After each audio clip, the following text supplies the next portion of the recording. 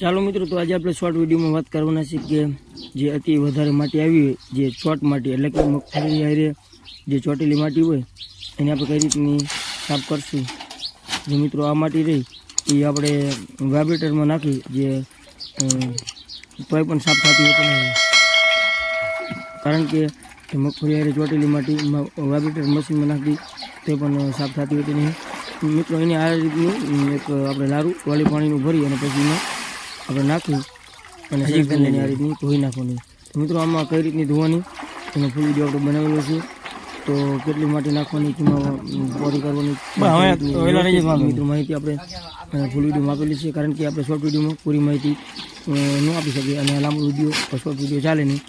તો મિત્રો નીચે જે કિસાન મિત્રો લીલાપુર લખેલું દેખાય એની નીચે ક્લિક કરી અને ફૂલ વિડીયો જોઈ શકો છો. અને ફેસબુક પેજમાં જોતો હોય તો પેજને ફોલો કરવાનું ભૂલતા નહીં. મિત્રો શોર્ટ વિડીયો કેવો લાગ્યો કોમેન્ટમાં જરૂર જણાવજો અને આવા જ અવનવો વિડીયો જોવા માટે અમારી કિસાન મિત્રો લીલાપુર ચેનલને લાઈક છે અને